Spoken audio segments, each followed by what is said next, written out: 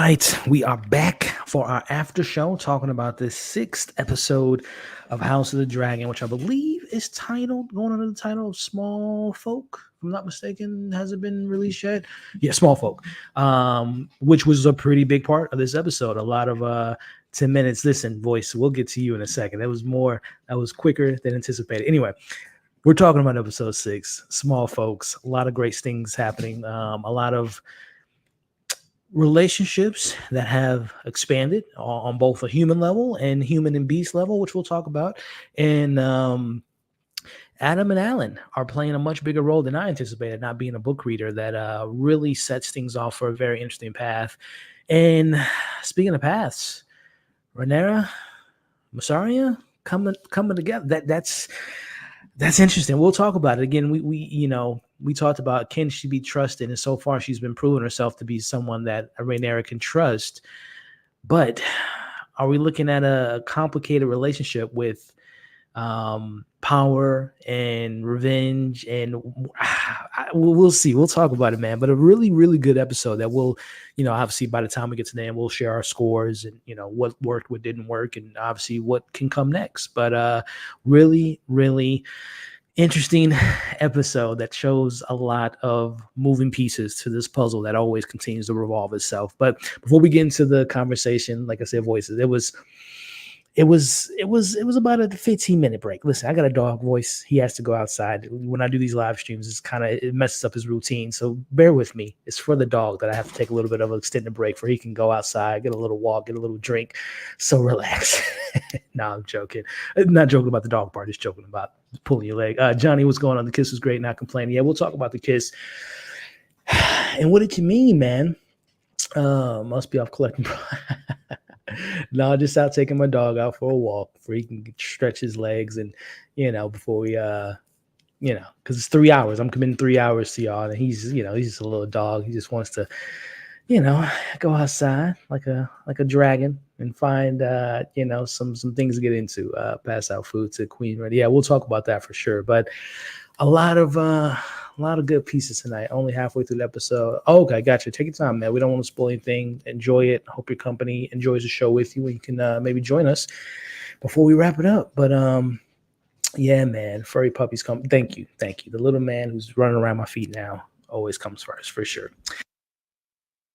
But as I do, like I said, I like to make these, first and foremost, thank you to everyone that joined me for the watch party. I love these watch parties. They're so much fun. Of course, we'll be doing it for the next 2 weeks up to the finale.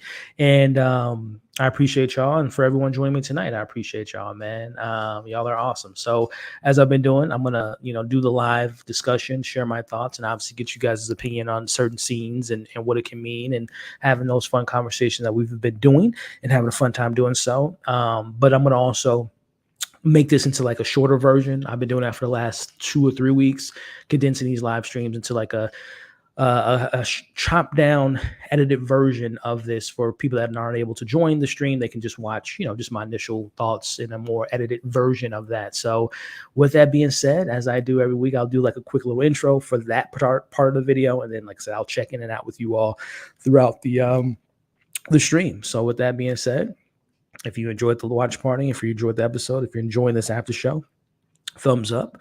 I'm going to do my best to check in with the live stream audience as often as I can.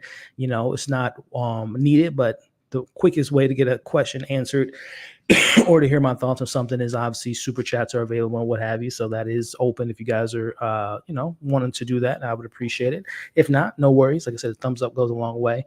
But hit the share button and let's have some fun. So with that being said, welcome everyone to our discussion of episode 6 of House of the Dragon season 2, titled Small Folk, an episode that did show us more of what I'm loving about this series and season thus far, is getting that outside perspective from the people on the ground, and they're hungry and they're upset and they're out for more than food in this episode. They were fisticuffs were out, man. So we'll talk about that, and we'll also talk about the power shifting going on with Aemon. He is definitely someone that is not easily manipulated like his brother Aegon, who woke up in this episode. And we'll talk about, do we think that he doesn't remember? Does he remember what happened? We'll talk about that.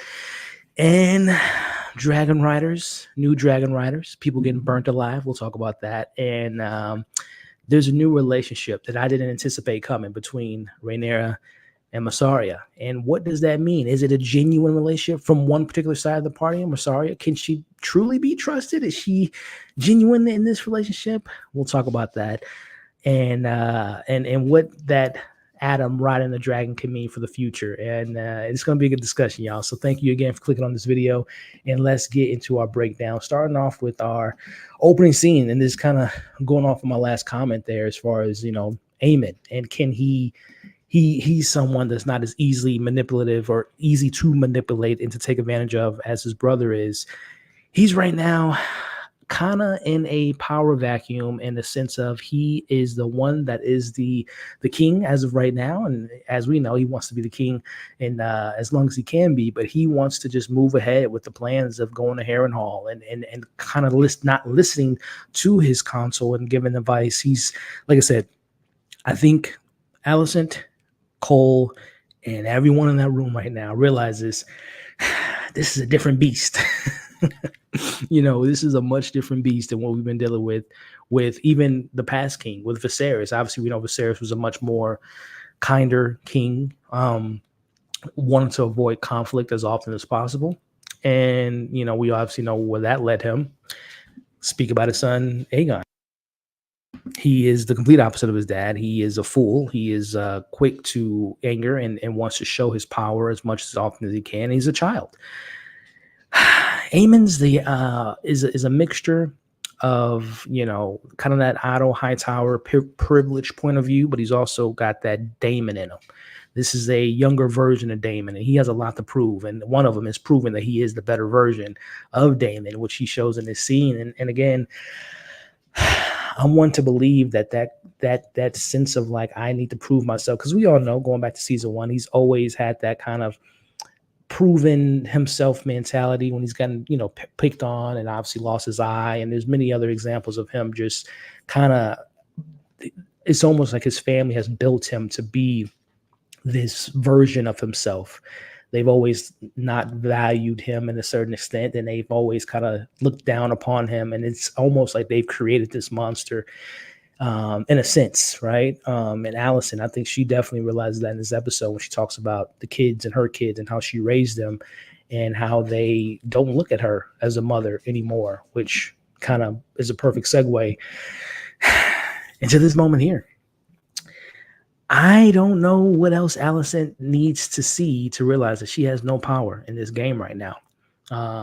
She calls for her dad, which is, Otto. Was it episode 2? Was the last time we saw him? It's been a few weeks. And listen, I'm not necessarily complaining as a Team Black representative, because we obviously know he has a lot of good ideas. He's able to somewhat corral the Team Green to stay on a certain path. So I'm not mad from a Team Black perspective, but as a fan of the show, I miss the presence of the actor and what he brings to the show. But it seems like he might be coming back before the finale of this season. But listen, man, Alicent has no one on her side as she's talking to her son. And there's two ways to look at this scene for me. Number one, Alicent makes a good point. Like, when your dad, my husband, was sick, I stepped up. I was here. I was able to, come up with some good ideas and strategize and what have you. So I'm proving myself. On top of being, from her dad pushing her to this throne or what have you, she's been proven. And same thing with her son, with Aemon being in the king title. She was able to kind of give some advice there. But listen, Aemon is more, I would say he's more of the traditional sense of like, the women in this world should not have the same amount of power as the men in this world. And he is very much in the traditional sense, like, he only sees her as like his mom. I don't think he sees her anything else than what, in his eyes, than what she is, which is she gives birth, she deals with domestic things, and that's all he sees as his mother. Like I said, more of a traditional sense of how he views women, and particularly his mom in this scene. And these kids are so ungrateful. Aegon fired his uncle or his granddad a few episodes ago, and it runs in the family as Aemon fires his mom and says, listen, we don't need you anymore, Mom. Appreciate you, but just going about your business and again deal with your domestic things that I know you probably are interested in. Which again, I don't know if that was that him acknowledging potentially the relationship that she's had with Cole. Um, I'm still confused on if he knows about that relationship or not. Because I feel like if he did know, he would have some issues with Cole. But he's also very diplomatic in a sense of like that relationship can, they won't be focused so much on what I'm doing. I'm still not sure if the relationship is known besides Laris. I'm pretty sure like Laris knows what's going on. Lars. But yeah, I'm very, very curious on where Eamon is positioning himself in regards to, again, firing his mom. We'll talk about Otto coming back a little bit later and his brother as well. He's a very interesting character, to say the least. But like I said, to me, this is a little bit too little too late from Allison trying to, have a mother son moment of just like, oh, it wasn't that long ago that you were just a young kid, and I was your mom. But that time has passed, and that sense of motherly warmth and love and respect for one another has long passed this point. He's too far in. She's created, like I said, not only her but Otto and just the Red Keep and the power vacuum of getting on the throne has really kind of corrupted these kids, and they're blind to anything other than power. Love comes second to power. Kindness comes second to power. Everything comes second to them being on the throne. And like I said, this is the bed she made, and she has to sleep in it. And like I said, as a Team Black representative, I'm loving all the drama, the distrust amongst the family. I love it. But as the show goes, like, I will be lying if I said there's a little bit of me, just a little bit, that feels kind of bad for Allison. And I think it's more so because of Olivia Cook. I think she plays both sides really well. Like, you think about Game of Thrones, it was very easy to hate Cersei. And it was like very rare times that you ever felt bad for her. I think the only time I just speak for myself that I might have felt bad for Cersei is when she did the shame. It was kind of like, she deserves it, but you kind of feel bad. But yeah, I would definitely say I feel more bad for Allison as far as the opposition, being that she's on the Team Green. Because I'm just thinking of just taking my Team Black out of the equation for a second, just looking at the character when you put yourself in the character's shoes and how they think they're the heroes and they did the right thing, even though she lied, and she knows she lied about Rhaenyra.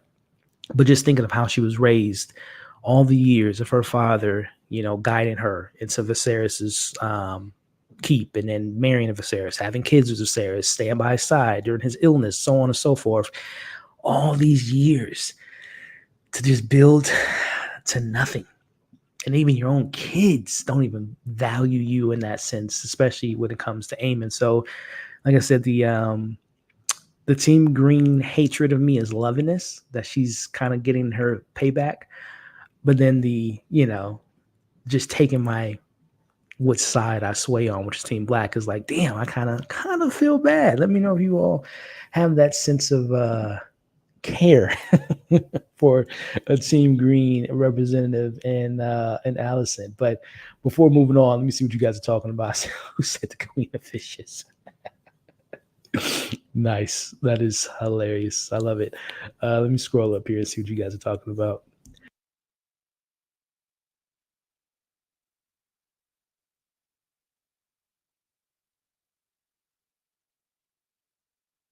Let's see. Got some MVPs. Yeah, I'll share my MVP at the end of the episode. But Sea Smoke, MVP. Nice. Let's see. I may be Team Black, but Team Green, Queen's always the best. Everyone's costume's fire. But yeah, Allison's wardrobe is definitely on point every week. This season isn't hitting emotional beats. Corley showing up at the council meeting should have been more of an emotional. Instead of an asking. Yeah, there's definitely some. There is. We could save that for maybe at the end or when we get to the finale. But there is something missing with this season. Maybe emotionally speaking, I'm not one that's like I need action every week, but there is something missing from this season. I think you might be on something as far as like the emotional resonance maybe isn't as impactful. Of course, we lost some key players, Rhaenys, Maylis, and there's been moments like that where you can feel the emotional depth, but maybe it's not as strong or as in the forefront as season one. So I can agree with you there that there is something missing, and it might be that emotional beat that you're speaking of for sure.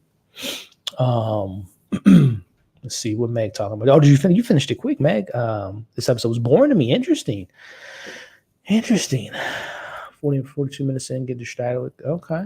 I wouldn't say it was boring, but I mean, hey, everyone got their opinion, and I respect it. We'll love it. Like I said, if you're still here, Meg, we'd love to know kind of where the episode's kind of dropping the ball for you as far as the boringness of it all. But let's get back into it. So last week, Jace was talking to his mom about, we got dragons, we got some vacancies, we got some tools in the shed that we need to use to our disposal, and we don't have the writers in our bloodline to necessarily ride the dragons. But who's to say they have to be like so pure blooded to ride a dragon?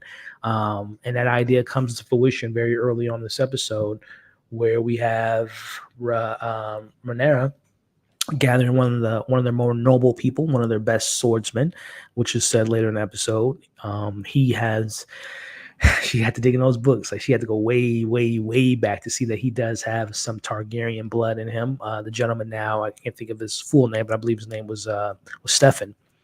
And Stefan, at first, he's a little hesitant. He's like, "These are gods. These dragons are gods, and I'm just a mere human being. I'm just a mortal." But Rhaenyra is good at persuading people. That is true. But there is this power, and we need you, and you're a loyal, loyalist to me, and I would love to have this power, given to you, to have an ability to ride on a dragon. You have the blood, you have the nobility, you have my blessing, so let's give it a try. Man, kind of feel bad for what's about to happen next. As if you all join us in the watch party, which we always have fun doing before the after show, there was a sense that it was like, this seems like this is a bad idea, and unfortunately it is an idea that gets someone killed. Again, I don't blame her for trying to, again, find not only using what they have, because they don't have the manpower, but they have the dragon power. We all know that, but we'll talk about that decision here in a second. But I will speak to, I'm not a book reader. My theories of this show is never comes true, which is good, because I hate, piecing things out and figuring things out before it happens. But I did call this I'll give myself a little pat on the back. I did call this a couple weeks ago that I would love to see. We know Damon's going through his journey of regrets and the things he's suffered through, and the people he's hurt, and his suppressed trauma and all the things he's went through. And I'm like, one person that would be nice to see would be King Viserys, and lo and behold, he's back. And this is something we know weighs heavily on Daemon, that there was a lot of time lost between these brothers, a lot of bad decisions made, more so on Daemon's side than Viserys, but it is something that weighs on him. And we kind of replay a scene that happened in season 1 with him and his brother, where he is basically, we're kind of reliving a moment that I believe Daemon really regrets, which is making fun of, obviously King Viserys and his nephew that unfortunately passed. And we all know, the king that never was, or the king for the day, whatever the joke that Daemon made in season 1 is something that haunts him. It's something that definitely created a rift between him and his brother. And it's something that, again, all these dreams, all these visions that he's having are moments of regret, moments of just being lost, feeling confused, being, upset about certain decisions made. And I know we were doing a watch party, and I would love to know you guys' comments on how you feel about this. Is the Daemon visions getting old for you guys? Like, is it getting a little bit too old? Because I'll tell you what, I didn't anticipate him to be on this journey this whole time this season. Like, I don't think we'll see him like on, dealing with the main storyline. Like, he's going through his own past. Like, is it too on the nose? Is it too much? Like, does this character have to continuously go into this path?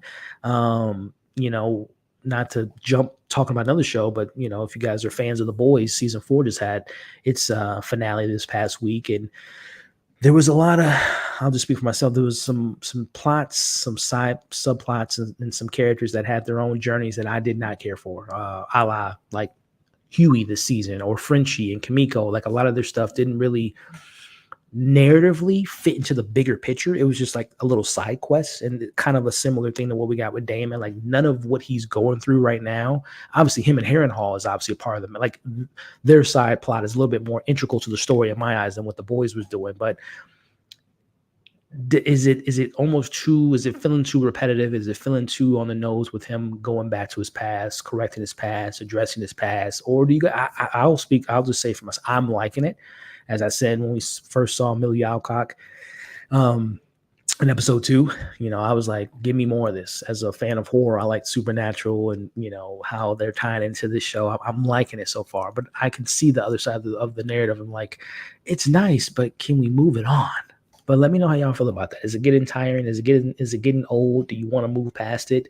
Or are you like me and think that it serves, like I said, him and Harrenhal, we all can agree that it has a purpose to it while he's there, what he's doing there. But as far as the other element of the dreams, the visions, and the conversations being had with a character, I'll tell you what, I think we can all agree to this, regardless of how you feel about, if you're tired of Damon having these Nightmare of Elm Street, Mike Flanagan haunted on Hill House dreams. I think we can all agree that this relationship has been very interesting, at least for me.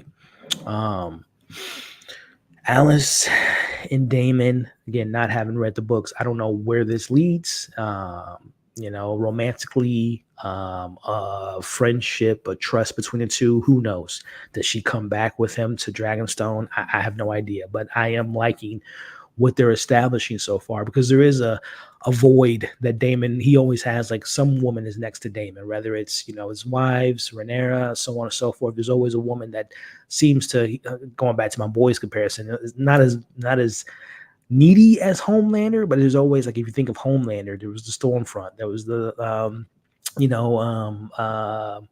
the woman in season 1 whose name is slipping right now, Mary or Elizabeth, can give her name. There's obviously, what we got this season with Firecracker. So there's always a woman next to Damon that he's always looking for some type of guidance, and he tends to get that from the women in the show, whether good or bad. But I'm liking this, man, and she very much is the Helena in the situation, where we got to pay attention to what Alice is saying in this conversation. He's fed up at this point. He's like, I need to get out of this place because it's messing with my head, man. Like, I don't want to go down this path of seeing my past and seeing the mistakes I made and the things of that nature. I need to move past it and just do what I do best, which is fight. And as she says, run away from these situations, which he has done quite a few times throughout this series so far. But she tells him to be patient. You and your dragon needs to be a little patient. And she tells him something that comes into fruition in this episode, where he's ready to just kind of go on his dragon and move on and not stand by. But she says, calm down, little Padawan. Give it 3 days, and things will shift to your advantage, which we see later in this episode. So again, whether you like it, love it, or maybe hate it, don't like it, it's getting boring or annoying, I think when we look back at this season, we're going to maybe appreciate these moments with these two characters and what it can mean for him and the overarching narrative of these characters who do hold in so much. And Damon's one of them. Like, he's a perfect example of, like, what happens when you have years of suppressed emotions and never let them out. And when you do let them out, it comes out in a very violent way. As we know, he's a fighter, has no problems, about getting into that action. But what about using that energy in a better way rather than shedding blood? So, yeah, man, I'm really intrigued to see what comes of, and again, keep note of these relationships of these characters. Your Alice and your Damons, your Masarias and Rhaenyras, your Adams, Allen, Corliss, Aegon, his mom, and his brother, Cole. There's all these different pair ups that are really working so far for me in this season, and really intrigued to see where it all lands. Because it's been really good so far, really good. But let me see, before we get back into the breakdown, let me move on to let me set up the next scene before we get into the comments here and see what you guys are talking about. Which is, seeing his name's Stefan. Chef Curry. We see him cooking, literally getting cooked. But let me see what you guys are talking about in the comment section. See if you guys were talking about how you feel about Harrenhal. I'm over David being there. Okay. The kiss was unnecessary. Oh, the kid. Oh, later in the episode, we're on episode 6, and it's starting to be a bit repetitive. Okay, respect. Yes, I felt the same about the boy. Yeah, we talked about that for sure for the last several weeks. That the Hueys and the Frenchie stuff is like, what are we doing here? But yeah, let's see. Let's who is this person? I don't even know. Let me put them on timeout. Like, there's no need for. I hate people. It's woke. Let's put them in timeout. We'll ignore that. Let's see. Skip most of the scene. Viserys said, "Oh man, Viserys was the homie. He was a bad king, but a good man." So you're not a fan of the series, then? The majority of characters. Oh, you talking about that one? Yeah, I took them out. We don't got time for that.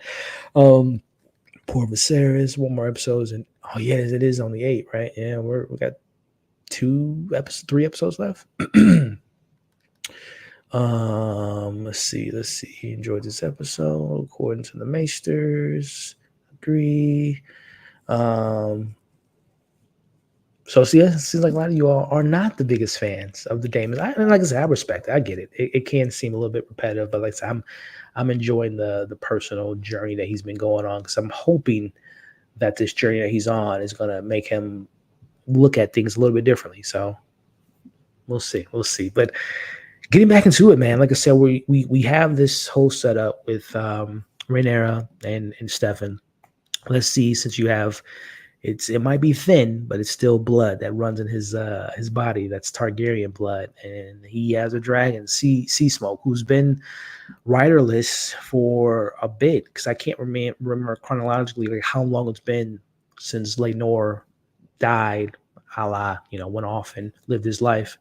But he's restless. He needs a rider, and right now, thinks that he has one, and we see the whole. And by the way, I gotta say, I'm a fan of world building, lore. Seeing, because I always have questions, like, this is on a side note, but like I think of Dune, right? I think of the Dune, which I'm a big fan of that franchise, so the Frank Herbert novel, and of course Denis Villeneuve's masterpieces. But like, I always wonder, like, the bond between the writer and the sandworms, right? And like seeing how that played out in Dune 2. Like, I love things like that, just like the bond between human and beast. Avatar, the dragons, How to Train Your Dragon, stuff like that. I just really appreciate those type of moments we can take out to just show you how things operate in the world, right? How rules work and so on and so forth. But anyway, we see in this scene that they're under the impression that, they have someone that can be a suitor for this dragon who's grown restless in Sea Smoke. And it all plays out in this scene. Sea Smoke is kind of, sniffing out this potential new rider. Things are kind of, looking okay. They say they have the helpers there trying to tame the dragon and having the conversation. And I think we all kind of knew in the back of our minds, like, this is going too easy. Things are just working out too well. And unfortunately, Sea Smoke was just like, yeah, you can pet me. For any dog, I have a small dog, but he can be friendly, but he can also be a little fierce. He's a Pomeranian Pekingese. His Pomeranian side of him is vicious. So Sea Smoke like, yeah, you can pet me. Yeah, go ahead. I dare you to put your hand.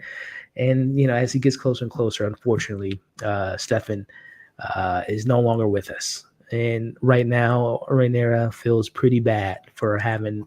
Number one, you're losing a loyal person on her side. You're losing someone that's battle tested, so on and so forth. So it's looking bad. It's a bad call, because she lost someone based on the idea she thought was going to work out for her, which unfortunately it did. And it was that one moment, one of I don't know who this was. I don't even know if the character got a name, but one of them was like, I'm not about to go out like this, and like slit their throat just so they wouldn't feel the pain of Dragon's fire. Yeah, that was pretty messed up, man. But Sea Smoke has other plans. Sea Smoke wants to pick their own dragon, which kind of is set up, throughout this season so far with Adam and Alan, which I am such a big fan of. Just like the idea of, number one, having more great black actors in this wonderful world of Game of Thrones, but also just having this whole season so far has been about establishing new and old relationships. And, Corliss is a very noble man, but, it came out this season, again, not having read the books, that he has two bastard kids out there, Alan and Adam. And, it's just such a coincidence that one of his sons happened to save their dad. I hope that we get to, I doubt that we're going to spend more time on it in this season, but I do hope that there is more of an establishment of building that relationship, and Corliss going to his sons and speaking to, the decisions to not claim them. And obviously there's a political power side of that all, of not claiming your bastard's kids or what have you. But yeah, I'm really enjoying the potential of what this relationship can mean for the show, but also these three men kind of coming to immense and coming to gaining a relationship. I'm really excited for that, but I'm also, as we'll talk about later, even more excited about Black Dragon Riders and Adam and Alan. That's something that I'm very much excited to see. But yeah, I'm here for it, man. I'm here for it. Before we move on, we got a super chat. Let me see. I don't want to ignore the homie Niecy Smith with a $20 super chat, just showing a little love to the channel. I'm bored with Damon. Sorry. Listen, number one, thank you, Niecy. Always a big supporter of the channel. Always love seeing your name in the comments, and thank you for the support there. I guess I'm on an island. I guess I'm the only one on the island right now that is enjoying. I can see how it feels repetitive, as far as, like, again, whenever we go there, we're never going to see a nightmare sequence or a hallucination. But I think it's building character. Maybe the execution could be a little bit better, but or maybe they can just knock it out. Like, one episode, he meets Viserys, he meets his mom, he meets young Rhaenyra. But I like it though, because I think it speaks to just his like I said, the things that haunt him, as that he's not faced yet. I like it, and I'm hoping, again, that it has a payoff, that we don't just see the same Daemon. I think we can all agree he's changed even in this season. Like, when he didn't kill the Brackens, like, he didn't just burn up that one guy. There's a restraint there. There's a little bit of like hesitancy. Before he probably just would have burnt them alive and take them all out. So there's a little bit of that in there. And I wonder, going back to regrets, I wonder if the one last dream that Damon's going to have is like of killing that baby, or having the order being sent out there. I wonder if he's gonna, obviously, I guess it was kind of established with him and Rhaenyra when she was sewing the kid's head, but I wonder if there's going to be like more of an isolated conversation or something like that with maybe like Helena, I don't know, the parents of the kid that he took away their life. So I like it, but I can see I can get boring. But neither way, DC, thank you for the super chat. Appreciate you, and always love seeing your name in the chat. But getting back to it, man, let me see. Where was I at? We were talking about the Alan, Adam, and Corliss, which I'm very curious on if there's a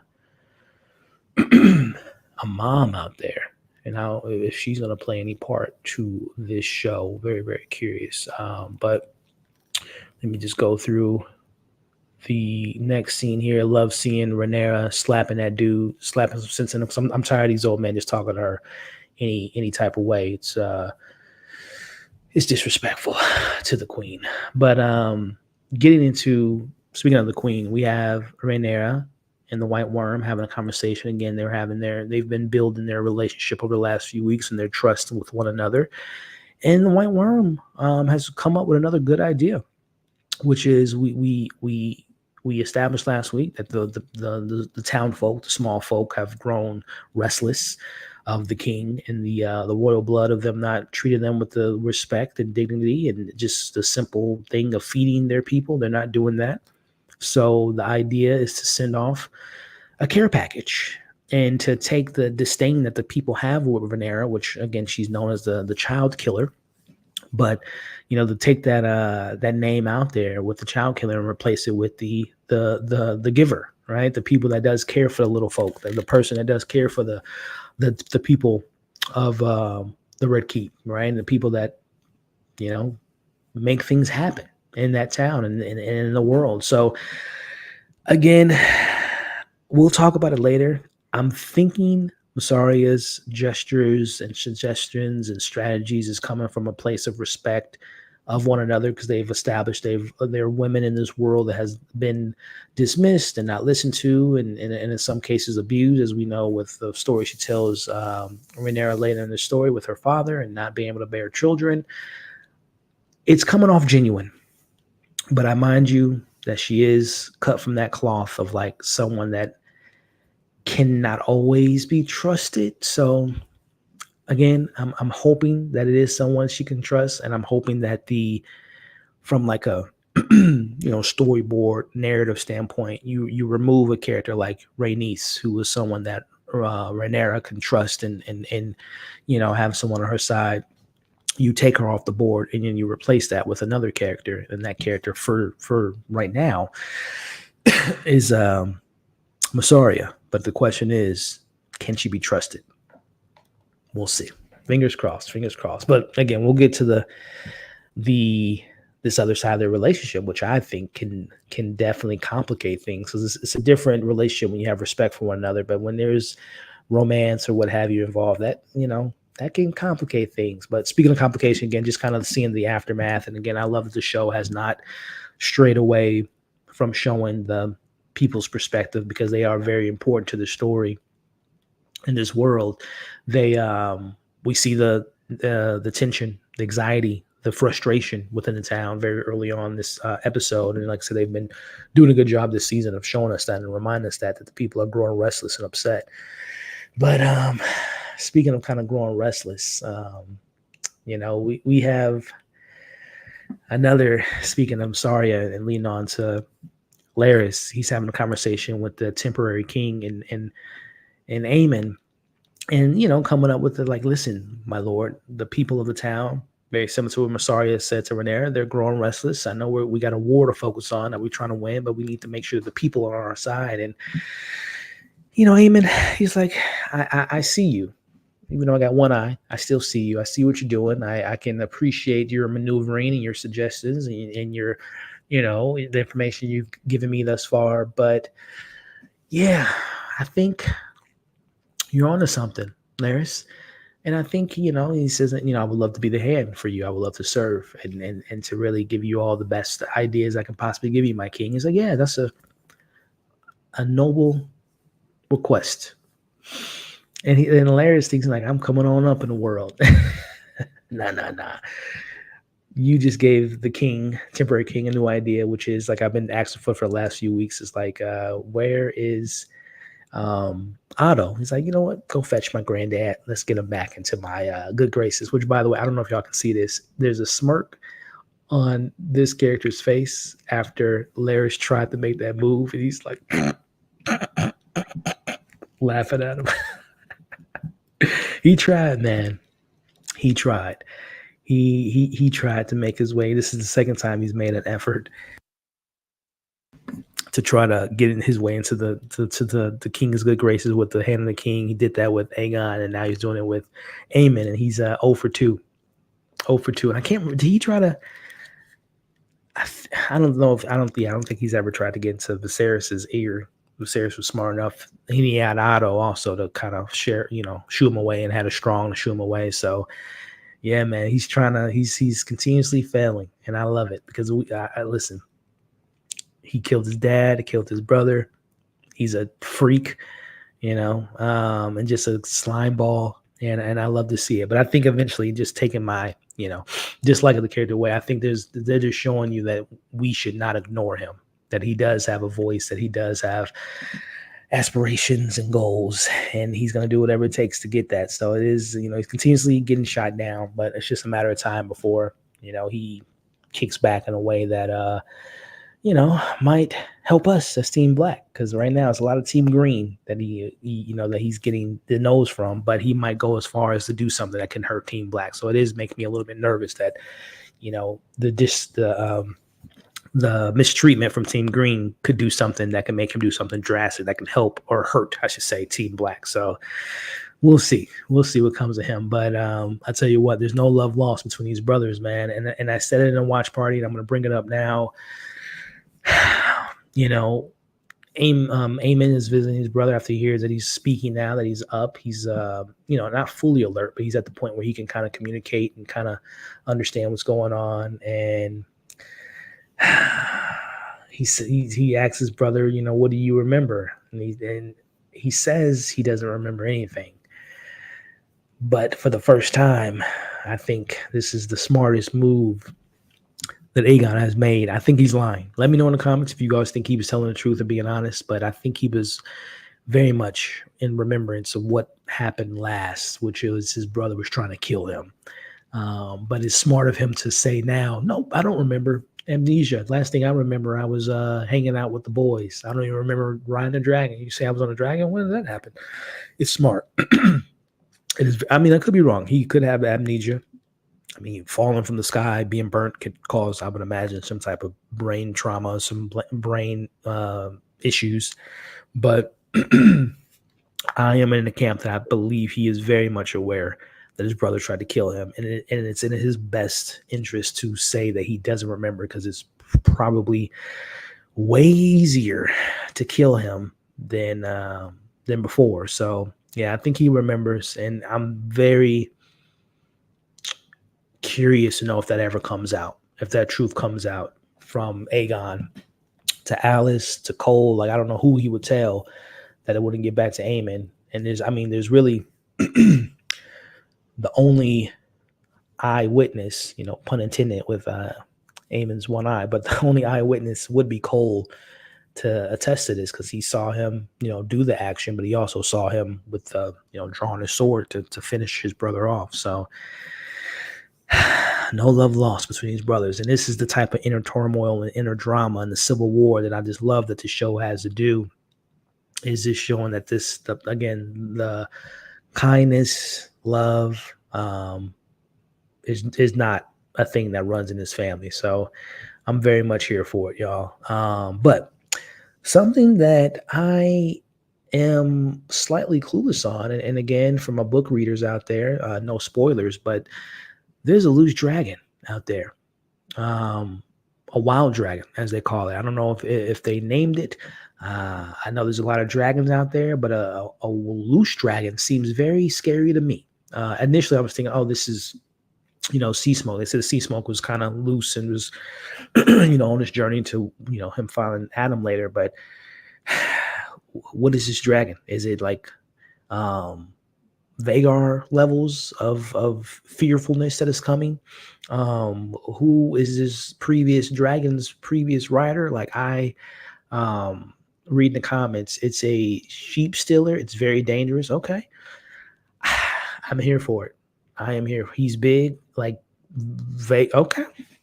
This is why we do this, man. This is why I love y'all, man. Y'all fill your boy in on stuff that I am very excited for. It's the wildest of the okay. Cannibalith, if I'm pronouncing that right. Okay. Interesting. Very, very excited to meet this new dragon. And is our girl going to be riding that dragon? I would love to see it, but I like the little setup. It's a nice little tease to what's to come for someone like me that hasn't read the book. A wild dragon. All right. Very excited to see this wild dragon. But just a little side note. I mentioned in the watch party, and it kind of slipped my mind. I didn't put two and two together because she looks different than when I've last seen her. Another HBO Max show. It was a show that came out on HBO Max 3 years ago by the name of Raised by Wolves. Great show. It was ended too soon. It only made it to 2 seasons, and they canceled it, which is unfortunate. It was a really great show. It was like really shaping up to be something special. But I mentioned in episode one that one of the actors from that show who plays Alan, he played a character by the name of Father in the show, who's like an android. If you've seen Aliens, he's like a robotic android um, that is very pivotal to the show. But then there was another character very similar to him who has way more powers, but her name was Mother, and she's on the screen now. I believe her name. I didn't. I should have looked it up when I was taking a break, but her name is Amanda Collin. I might be wrong, but as someone that loves Raised by Wolves, it is nice to be able to see that they were great actors, and I was so mad to see that show be canceled. But I love that they have a great gig. They have a nice follow up gig, which is House of the Dragon, one of the biggest shows, if not the biggest show on television. So I doubt it that we'll ever see a scene because it wouldn't like narratively. Why would she and Alan be on screen together? But one can hope that mother and father can share a scene together sometime down the road. I would love to see it because they were phenomenal in that show. Like I said, that show got canceled way too soon. But it is funny enough. The very next scene, like literally, I'm not even like I'm going through the scenes now. Maybe this is the closest reunion we'll get because literally we go from her and the very next frame is him. So maybe that was like the showrunner saying, "Wink, wink, nod, nod. Here's your reunion of a sorts." But nonetheless, we do see the two brothers talking about just again their father and him, not claiming them and whatnot. Again, just kind of setting up what I think is going to come, which is them going to, as we see in this episode, they have Targaryen blood, and I'm not taking credit for this. I wish I would have tagged the person that brought it up. But when we were doing the watch party, someone had made a very kind of like on the very obvious like sea smoke. These are their father is the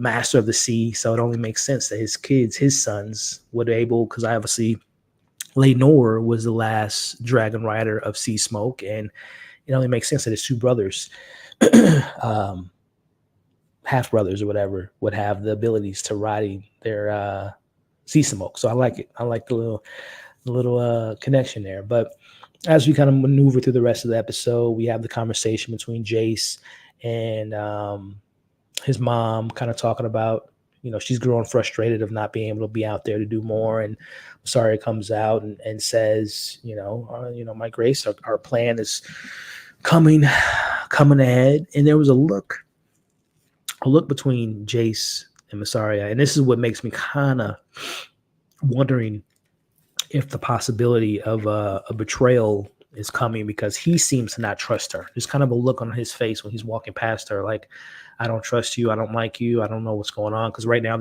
there is a, he doesn't know what the gift is, which we find out very soon. But yeah, I'm wondering if this is like a rivalry between the two. Again, we talk about the relationships within the groups, but there's also the disconnect between certain characters within the camps, and Jace might not be a fan of her. So I wonder, like, does that build to some type of storyline where he's like, Mom, you can't trust her, and these are the reasons why. I have a bad feeling about her. And obviously now, after what happens between the two, she's gonna obviously be more open to the idea of like, no, she is someone I can trust. She's someone that I might grow to love. Like, I'm very interested to see like what comes of that relationship. But as of right now, like I said, as far as relationship goes, she's given the queen good ideas, which is again getting in the good graces of the people of the town, which we see in this scene here. She now I will admit during the watch party I was like, these ships, this gift, this care package can end up in the wrong hands, and they can like claim that it was not from Rhaenyra, but that wasn't the case. But it was a good idea. You need the people on your side, so I'm loving the strategy there. But let me see what you guys are talking about in the comment section before we move any further.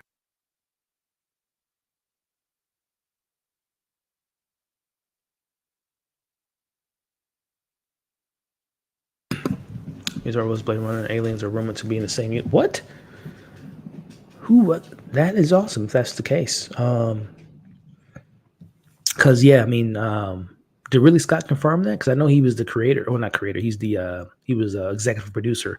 He didn't create the show, but that's dope. I mean, I'm pretty sure there was Easter eggs in Raised by Wolves that kind of alluded to that, but that's pretty cool. It was rumored to be the same universe, you said, but that is pretty awesome. I love all those worlds. So yeah. Um, yeah, me too, man. It was such a good show. Made me finally watch Blade Runner, which my friends had me begging to watch for decades. Blade Runner, hot take. We'll get back to this conversation, but I'm not the biggest. I respect Blade Runner. I'm talking about the original, 86, 87. Really, Scott, beautifully made. It's a trendsetter for the science fiction genre, which horror and science fiction are my two favorite genres. So I respect it, but I'm not the biggest fan of the film. This isn't time for the review, but I love Blade Runner 2049. That's one of the rare cases where I think the sequel is better than the original, but that's just me. That's just me. Let me see. Catch up to any other comments here. The cannibal, yeah. So it's a sheep stealer and he's big. Yeah, I'm really excited to meet this cannibal dragon and see how dangerous this dragon is. It's really cool. But I'm like, I guess it's interesting that there's a loose dragon out there that no one has tried to tame. But I guess you guys said it's so wild that it's probably hard to obtain. But yeah, cool. Really, really excited. But let me move past some of these scenes to get to some of the juiciness here. Let's see. Is there much to? I mean, there's a conversation between the Maester and Alicent talking to her son, and again, there's let me see. Let me share the screen here with you all. She had her moment with Eamon earlier in the episode. She's trying to touch his face and trying to go back to a past time, but it's like I said, too little, too late to be the mother to these kids. And she's unfortunately, saying her apologies to Aegon. When I just come up with that, to Aegon, she feels bad for not raising her kids essentially, and it's I don't want to put it all. I'm not one of those people that when bad things happen to people or people do terrible things, it's not always the parents' fault per se, but there's a little bit of responsibility of not raising kids properly and whatnot, and the product can sometimes be catastrophic. But speaking of family and legacy, there is this conversation between those siblings. They she talks about, do you ever think about what if it was you that was sent here versus me? And there's no point in me thinking about that, because it's just, it is what it is. And and then they bring up not Damon, but it's something with a D. Damien maybe is his name, her son's name, which I think 10. He said 10-6. I don't know if he's 16. I don't know what that means, but anyway, her son is something that her other oldest kids aren't, which are kind, which is good to know. Which kind of leads into this whole thing about, again, Alicent not being the best mother, but there is something to be said about your environment can craft who you become as a person. There's that obviously conversation about just in reality, sometimes your environment can help or hurt you with who you become as an individual. And obviously them growing up around the throne and growing up around all the powers and all that has corrupted them. But, luckily her youngest son is off in a place that doesn't have that level of corruption, and with that becomes someone that's kind.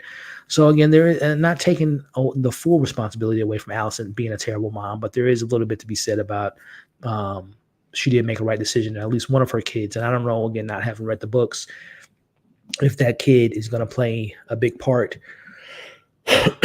into the show. And again, we talked about Corlys and his sons being able to pay to ride dragons. I don't know if her youngest, however old he is, if he'll be able to ride a dragon at some point. But I'm gonna mute right quick because my dog's getting comfortable in his bed, and you guys can probably hear him digging. So I'm gonna go mute for a couple seconds to set up the next scene.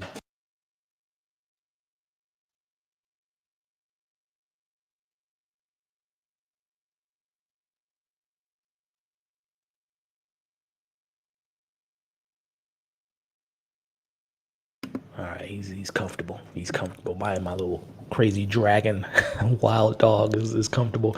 But we talked about it earlier, but just to kind of wrap up this particular plot, we do see that the people of the town, after hearing that Rhaenyra has gifted them with much needed food. There's a lot of people in town that's sick and hungry and what have you.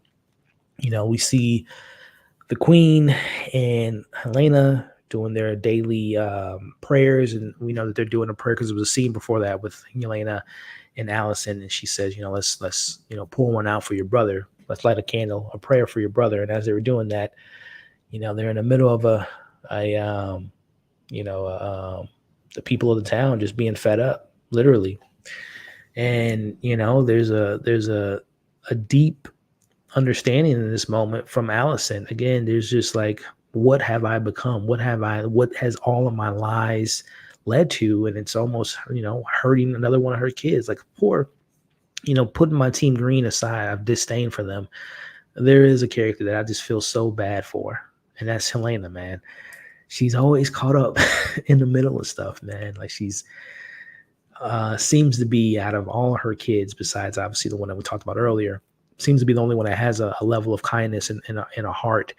And it's unfortunate who her family tree lies within. And it's just the riots going on. It really puts things in perspective, man. They have lost, where the true power comes from is within having a relationship and an understanding of your people, knowing that they can trust you and they'll do anything for you. But when you lose that trust, you lose everything. Like, what is Aemon, Aegon, Allison fighting for if you don't have the trust of your own people? So they're losing sight of that importance. And we see that they are, the people are fed up, literally fed up. And right now they are losing.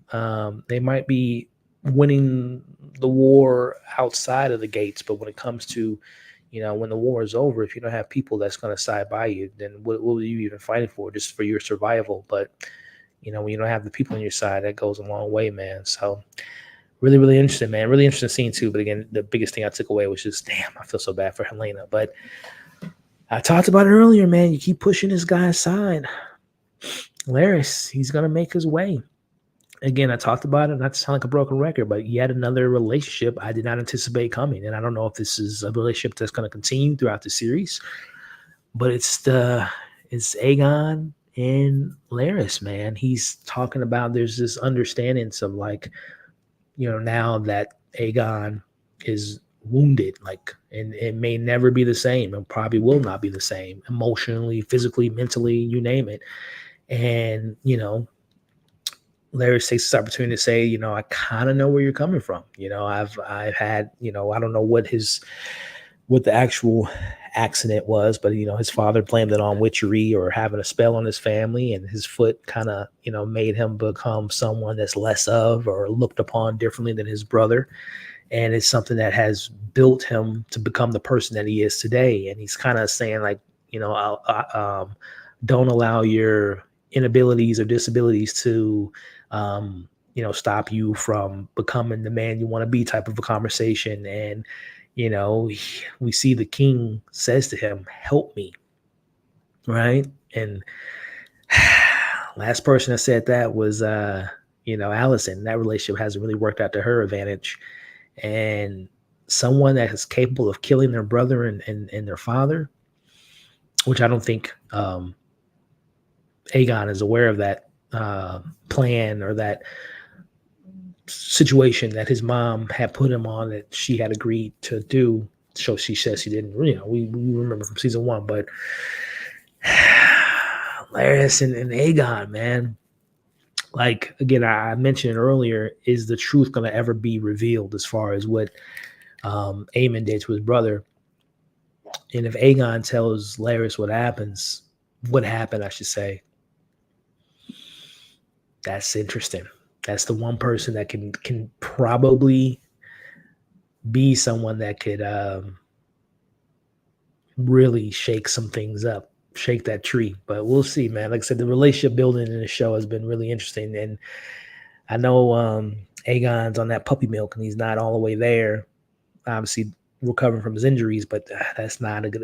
And also, like, I'm surprised that the security, the guards allowed him to have the conversation to be so close to the king. I know he's like he's regarded as someone that the guards probably look up upon, but not a good move. Not a good move in the relationship that I don't think is going to benefit the king. But again, as a team green, fall, I hope they become the best of friends and it works out to the disadvantage. But anyway, kind of wrapping up the episode, we have one of the brothers. I believe this is Adam. He's out doing his thing, and Sea Smoke is in the need of a rider. And, of course, anyone in their right mind would be running fearful of their life, not knowing what's to come. And the scene was very kind of, I kind of felt that level of fear. And the actor did a good job of portraying that fear in this very moment here. But, as the scene's going on, you're kind of putting two together. Like, obviously, Stefan wasn't able to work out, and they've been very clear and very on the nose about there's some dragon riders that are needed, and I like this. I like what this is setting up. Now, I don't know the whole I talked about earlier, being appreciative of the lore and the world building. I don't know how easy it is to just a dragon picks you and you just all of a sudden know how to fly a dragon and know its commands and what have you, especially with Adam not properly being raised to, speak their language and, to know their culture because, obviously his dad didn't raise him. So, that's interesting to see how that plays out. But nonetheless, put whatever quote you want to put in the scene, the fight doesn't pick you, you pick the fight or something. I don't know. You could put any quote in there, but the dragon, you don't pick the dragon picks you in this scene, and Sea Smoke has his new rider in front of him, which is, like I said, I guess you can call it half brother, step brother of Lenore. He has a new rider, which is very interesting. I mean, right now the show is kind of setting up where it's like, it might not look good in Rhaenyra's eyes. She doesn't know him, but it's gonna maybe not be a good look for Corlys because this is a secret that he knows, the brothers knows. I'm sure, obviously, if their mom's still alive, she knows who the father is clearly, and Rhaenys. But now this comes out is that complicates obviously the whole hierarchy of like when your son is next in line to take on Driftmark and become the king and all that. So that complicates Lenore and that complicates all that stuff. So, and then of course with his wife recently passing, his loyalty, it brings up a lot of complications. So really intrigued to see how that's handled, if that's more of a season 3 conversation plot to explore, his whole bastard children and what that can mean. So, but nonetheless, I'm excited to see that come to fruition. But I'll tell you what, something I didn't anticipate was the this scene here that we see. Again, I've always, back when they first came into collaboration, Rhaenyra and the White Worm, I'm like, this is a collaboration I'm very much excited for because it's two women that share a common understanding of being misunderstood or not being listened to, being dismissed, and all that stuff. Obviously came up two different ways, but can share similarities in how they were raised in a sense. And I just thought it was going to just be two women on, respecting each other. But, the show, and I don't know, again, from my book readers, I don't know if this is something from the book or is this a creative thing from the show, but that respect has become something a little bit more intimate, which is these two are now, there's a romance brewing between the two. And let me see, trying to find yep, here we go. Listen, man, love is love. I've always said that. And I'm very intrigued to see if this becomes that type of relationship where they have a love for each other, where the respect matures into love. That'll be really interesting. But like I've always said, in the world of Game of Thrones, if you find someone that you have that type of relationship with, it doesn't always end well. I'm just thinking of the again, from book readers, to not spoil it, but let me know if this is something from the book. But I'm just thinking from just what the show's given us, Damon gets back to the picture. He sees this relationship. Does he look at Rhaenyra as this is a form of like payback or something? He looks at this as a payback from, the White Worm. It's all that comes with it. But then I go back to Masari. Like, was that part of her plan? To like swoop in and kind of find that level of intimacy that Rhaenyra has been missing. And we've known for the last 4 or 5 weeks, she talks about Damon. I'm so sick of him. I don't know if he's coming back. Like, I don't know if she's using her lack of confidence of Damon and swooping in and filling that void. So it's interesting. It's interesting. I didn't see it coming. I did not see it coming, man. And in this world of Game of Thrones, we really haven't seen a relationship like this. I'm trying to think if there was there any. I know I can only think of the name that he was given from homeboy Reek, but I know his sister was but I don't know if we ever saw her have a relationship. I'm just trying to remember if there's ever been like a woman, a lesbian relationship in the show that has like a common, thing that we see through a long period of time. There's obviously a lot of characters that's been bi and gay, but we haven't seen like a full on relationship of that. So it's interesting. It is very interesting, man. And again, I don't know if this is genuine. I know from Rhaenyra, there is a sense of like she probably is coming at it from like there's someone I can respect, someone that I trust in, someone that's been helping me. So there's and there's also that lack of intimacy that she's been lacking. So I can understand where she's coming from her side. But then I question the White Worm, man. Is she coming at it from a genuine interest, like care?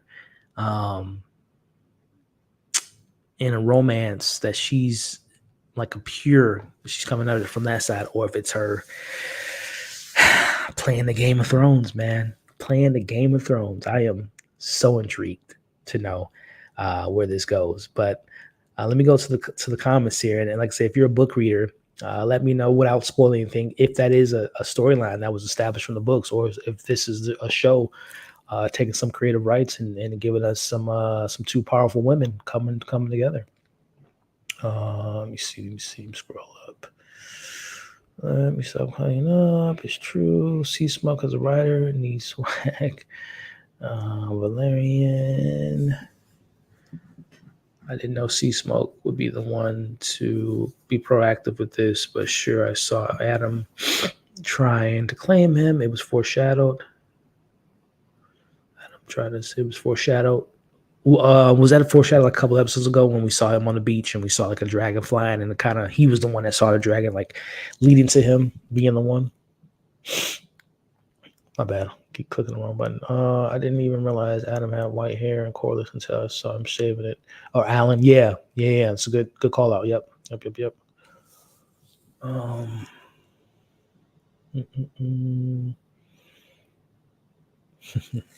love the conversations going on in the comments, y'all. I love it.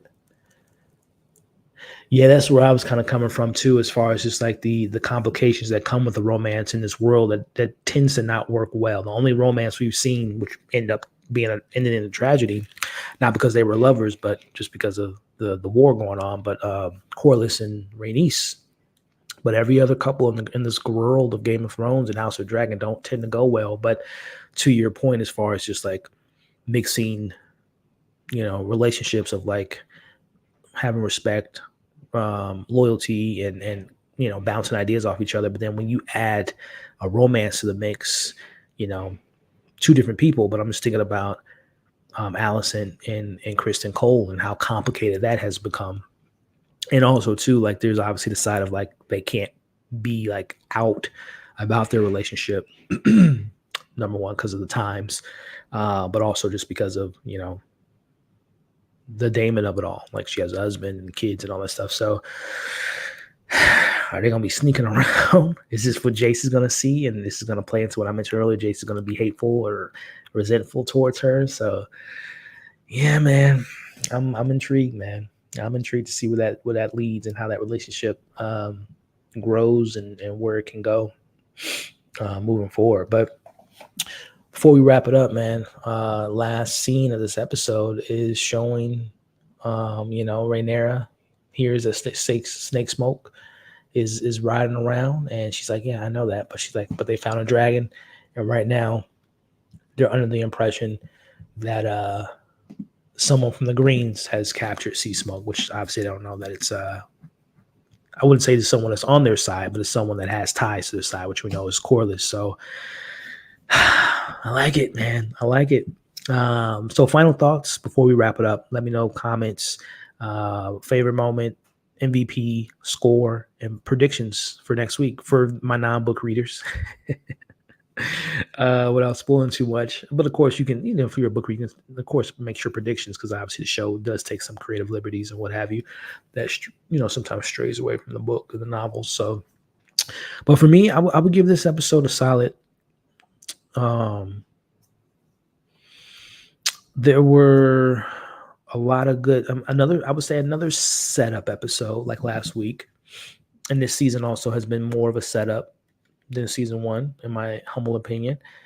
I like, again, the dynamic and the power shifting and the inabilities to see the best, plans and strategies, because they're clouded with greed and power and absolute corruption. How that plays to characters like Aemon, and how he's clouded and just kind of, he wants to prove himself so much that he might not be doing the best things. But, having Otto being brought back is going to probably steer clear of putting him on the right path, and seeing how that's going to be navigated, because Otto can obviously easily manipulate his other grandson with Aegon, but Aemon isn't Aegon. So that's going to be a very, going back to relationships, seeing more of Aemon and Otto is going to be really interesting.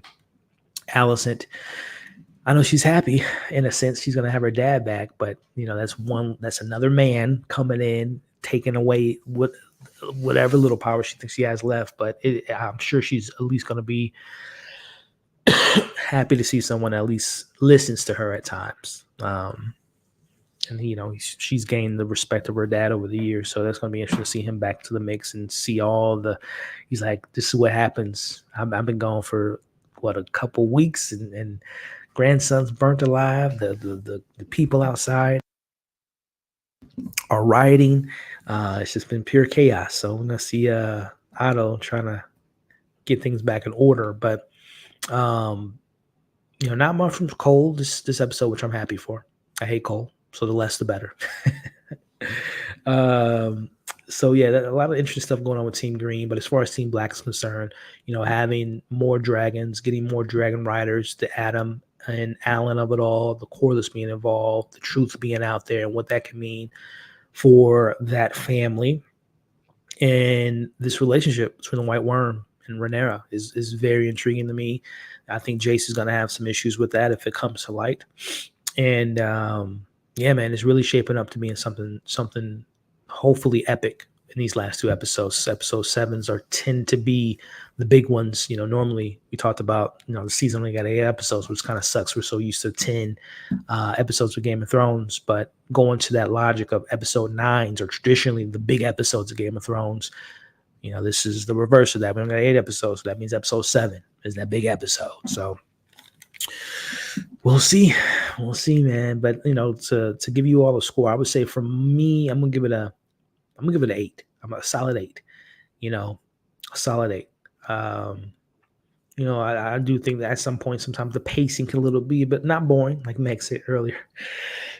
Not boring. I'm never bored, but there is sometimes, the pacing can be. I wish things were a little bit more sped up. I do wish there was more times to establish certain relationships. Like I wish we had more scenes with Corliss in this whole bastard son situation going on, and coming more from their perspective. I mentioned how I am a fan of Daemon battling his demons from his past, but I do wish that there was a little bit more of a dynamic. I wish there was one more character besides Alice. I like what they're doing, but I wish there was one more character that can spice up those scenes a little bit more, to give us a little bit more of a dynamic of, just like you all mentioned, there's a little bit of repetitiveness to that, but I wish there was one more other character that can really spice things up when we go to Harrenhal. But everything else was really solid. So 8 out of 10 for me. And again, another setup episode, but it's setting for what I hope to be if we're sticking to the trajectory of the penultimate episodes being the big ones, we might be in for something pretty special next week. We'll see. Let me see what you guys are talking about before we wrap it up. See what the scores are looking like. Pros or cons. Okay, thanks, Johnny. So that is in the storyline. The White Worm and Rhaenyra. Interesting. We already had a troll earlier in the chat sharing their woke opinion on it. So I'm sure there's going to be other commentary throughout the week about the or I should say the book readers maybe taking some offenses, whatever. But we'll see. We'll see what comes up. But I appreciate the insight, Johnny. That's really interesting. Interesting change to the characters that I'm intrigued to see where it goes. So you think it's genuine? Okay. I hope so. As a Team Black, I hope so. I don't need our queen to be, being taken advantage of. Yeah, from earlier in the season. Yeah, good call. Good call, Silver.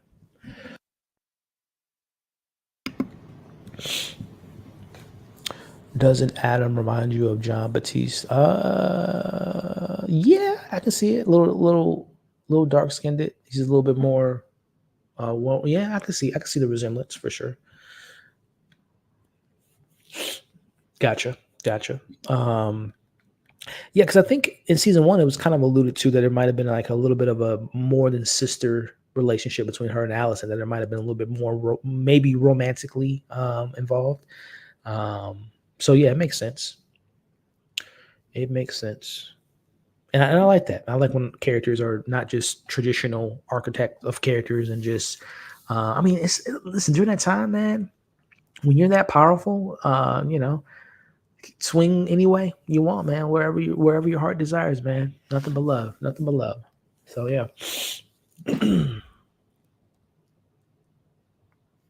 Interesting.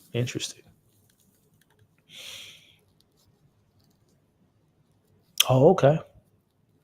Yeah, we didn't see any one of them. I don't ever remember. I think there was that one time where Danny, I can't think of the character's name, but that girl that betrayed Danny. I think there was a little bit. Wasn't there like a scene of them in the bath together, and there was maybe like an allusion to Danny maybe being by. But of course, that girl ended up being a traitor. But besides, that's the only thing I can think of. And of course, yeah, I don't remember seeing Cersei ever. Was there ever a scene? Yeah, I don't think there was ever a scene showing that from Cersei's end. But yeah.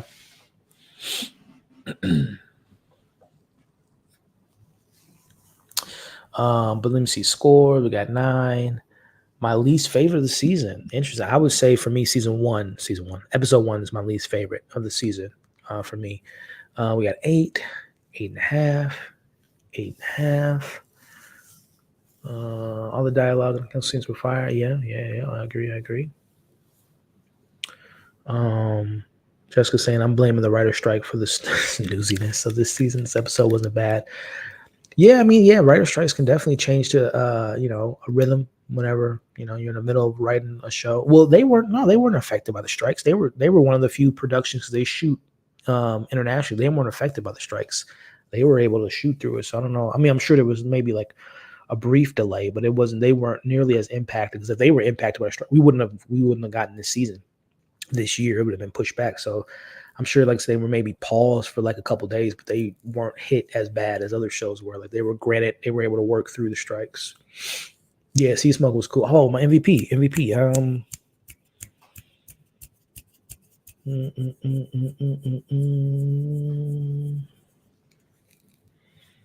My MVP.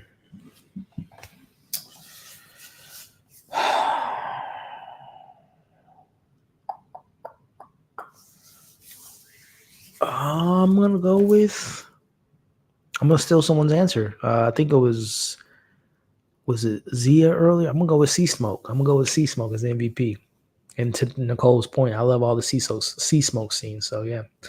I say 8 was my lowest score. I got you.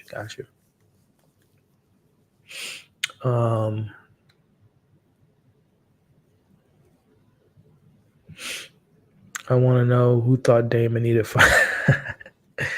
Yeah, like I said, I personally enjoy what the narrative idea behind those scenes are of him addressing his past, but I can see how it can feel, because it's the same thing. It's like go to sleep, dream, like we're anticipating it, where it kind of takes the surprise element. Of course, there's a surprise, like who he's going to see this week.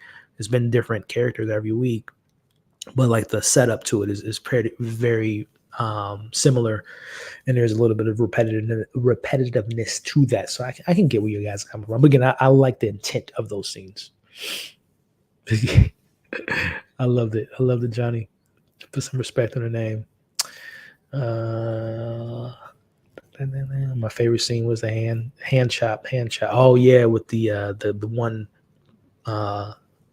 town person touching Allison. Yeah, that was crazy. That was crazy. All right. Any other comments? Last comments, scores? I don't, Johnny, but I'm gonna probably check it out eventually once the season's over. Just gotta go back and watch it. Next week's will rock. Cool. Hope so, man. I think we're gonna get 10 next week. Hope so. Hope so. We got a 7.7. The runtime. No, it was actually. I think it's one of the longest episodes, man. It was an hour and 7 minutes. I think it's one of the longest ones of the show thus far. What's up, Justin? Gave it an 8. Yeah, that's where I was at too, Justin. I gave it an 8. Uber Eats. Oh, you got some Uber Eats? Nice. I need to make me some food before I wrap it up. Calling it a night. Sorry, MVP. Okay. Going with Adam. Cool. Respect. Adam Rat and the Dragon. That was pretty dope. Has it already been 5? It's been 6. Tonight's 6, so we got 7 and 8, man. 2 episodes left. 2 left. Cool. Does Rhaenyra know that Rhaenyra die?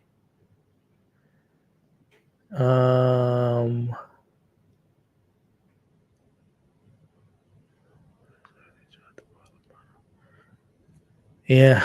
I mean, there are a couple other dragons, but to answer your other question, Justin, Renee knows. Yeah, no, if I'm reading that right, Justin, yeah, she was the one that came up with the plan to have Lenore go off to live his life with his lover. So she's aware that he's not dead, because he's not dead. He's out there living his best life. But yeah. Anyway, final thoughts. 8 out of 10. A lot of good setup and a lot of good new relationships, and I'm very intrigued to see, Aegon,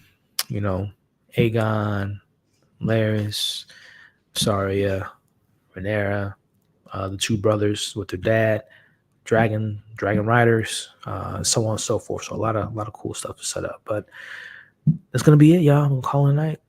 I am so excited for tomorrow, for my Marvel MCU comic book fans. Deadpool Wolverine week. I will be seeing it tomorrow, so I will be giving you guys my initial reaction out of the theater.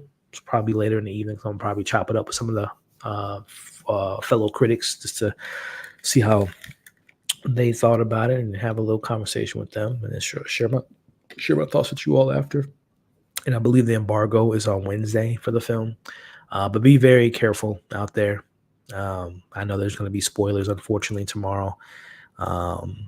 Even from the big outlets like Variety and Deadline, never fail to like spoil things in their reviews, like their non-spoiler reviews and stuff. So keep safe out there online with the spoilers for Deadpool and Wolverine. But yeah, keep an eye out for that review later this week.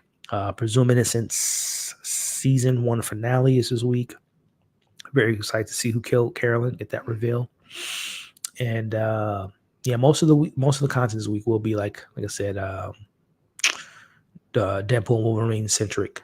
So keep an eye out for all that stuff. But other than that, man, last comments. Yeah, give it a thumbs up for y'all leave. I appreciate y'all. Thank you, Meg. And thank you, Nisi, earlier for the super chat. Thank you. Awesome. Yeah, Alex, I'll be sharing my non-spoiler thoughts tomorrow. Are you doing a collab? No, I don't know. I don't think so. I haven't heard anything from the homies. So I'm not sure. But we'll see. From me to you, be safe. Thank y'all for joining. Have a great week, And see you guys next week with episode 7. But before that, like I said, for any Marvel fans, a lot of Deadpool and Wolverine content coming pretty soon. But you all have been awesome. Catch you next time.